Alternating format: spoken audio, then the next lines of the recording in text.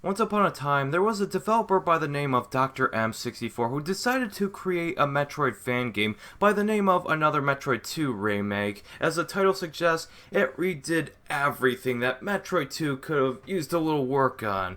There was a demo release, but the full game wasn't out until August 6, 2016. Metroid's 30th anniversary, but then Nintendo apparently sent the hosts of these downloads DMCA notices. Quite a lovely birthday gift to the Metroid fans, I must say.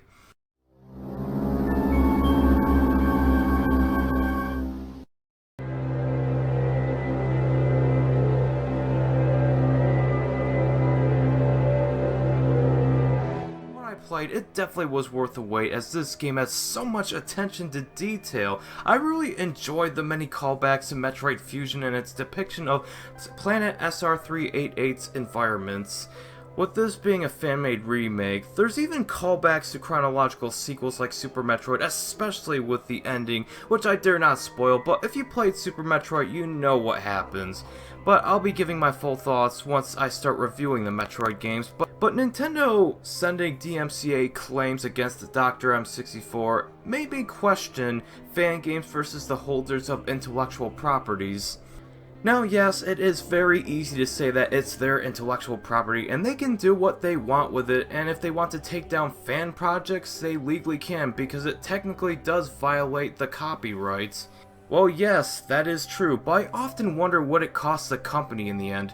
Fan projects are often non-profit. In fact, they better be non-profit, otherwise they should create their own idea, switch character and character names, and make their own thing with the idea, kind of like with Freedom Planets. But with non-profit fan games like Sonic Before and After the sequel, Psycho Waluigi, Mega Man Unlimited, and the titular example, another Metroid 2 remake, it doesn't really cost the IP holders anything.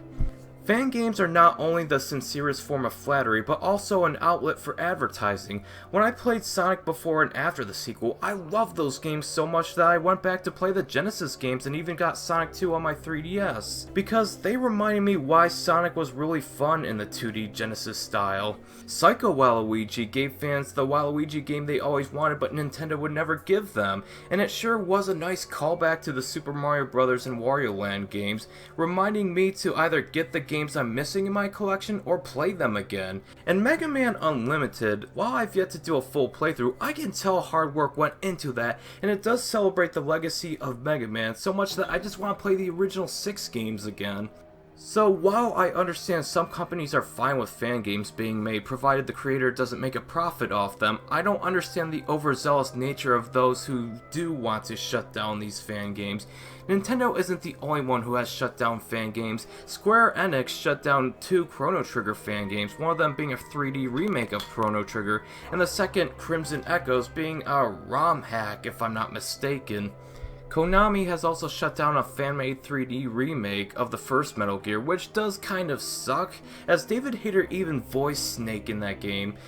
And another Metroid 2 remake wasn't even the first fan-made remake to be shut down by Nintendo. A while ago, someone was working on a Super Mario 64 HD before Nintendo shut that project down before completion. Notice a pattern here. These companies seem to be threatened and intimidated by the fan-made remakes. I mean, Nintendo hasn't shut down Psycho Waluigi probably because it's its own game, not derivative of an existing property, and there are countless Mario ROM hacks and fan games that, while are based on the gameplay style of an existing experience, aren't exactly recreating the experience. But is it possible that companies are threatened by fan-made remakes being better than the originals that are out on the market for re-release? If so, then I don't see why, because even the creators encourage the audience to play the originals.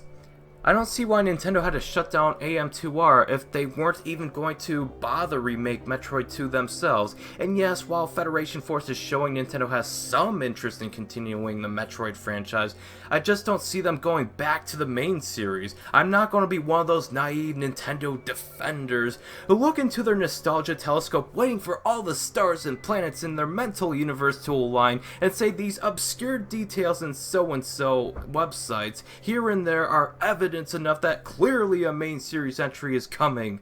There is no evidence that Metroid Prime 4 or a new main series installment is in development. I'm not going to pretend it's coming despite no E3 announcements. As far as I'm concerned, Federation Force and Blast Ball is all we have and all that exists currently. I've been told to be patient, but why? Why should I be patient for nothing?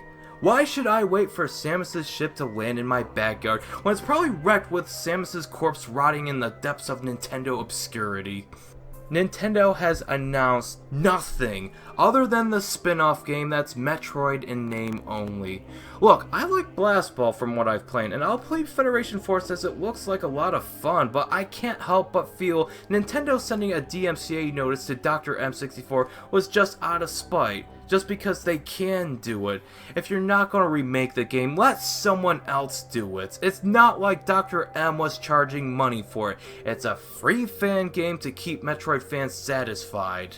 Nintendo doesn't seem to care about the Metroid fanbase and seems to care even less for fan projects, despite it probably generating sales for the original re-release on 3DS. I wouldn't mind the takedown if the series was still going, with an entry being released at least every 3 to 5 years. I wouldn't mind the takedown if there was already a Metroid 2 remake in development, but there isn't. Just because you can take down a fan project doesn't mean you should, especially if the series or style the fan game is based off of is currently dormant. Nintendo is not exactly in the wrong for doing so, but they're not exactly in the right either.